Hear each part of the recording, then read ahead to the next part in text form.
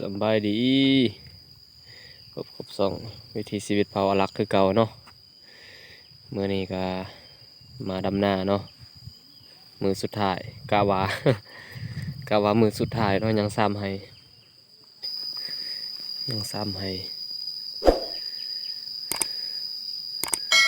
ยังซ้ำให้พี่น้องเอ้ย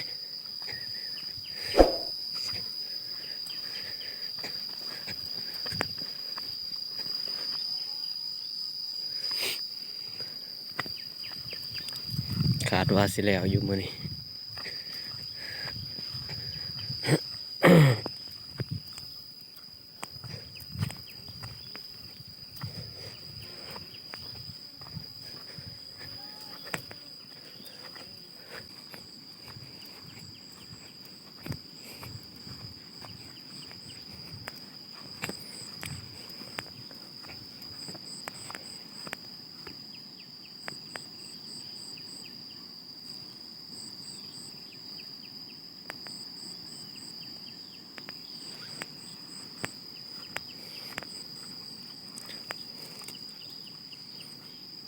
ไทยเลยบ่ตัวนี้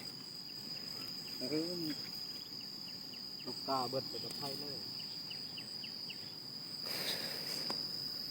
ต่อยกันลูกกาก่อนมันแลกไว้แล้วกาตัวนั้นเอาไทยเลยไปดำมัน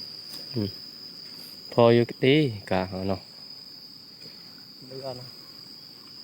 บอกว่าเลยว่าบ่ว่าเรือเนาะเบิ่งนี่บ่พอกันหน่อยหนึ่งถ้าเลือกกันหน่อยหนึ่งบ่หลายดอก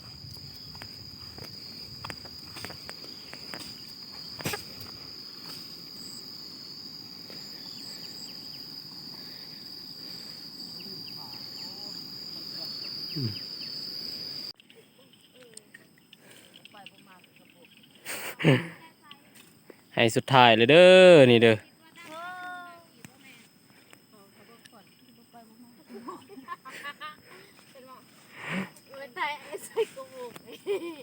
บ่เคยใส่เกลือโบกก็บ่ได้ดอก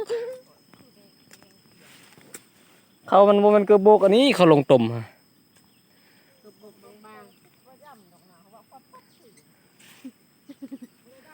ะมาเบิ่งเนาะนาบ่ได้กว้างดอกนาแต่ว่ากะสิเห็นบ่เลยดำใหญ่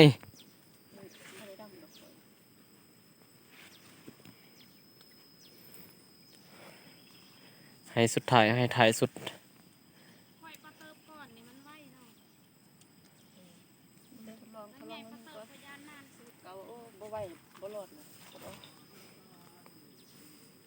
จะไปเห็นยังทางหนักทีมในการเงินบุก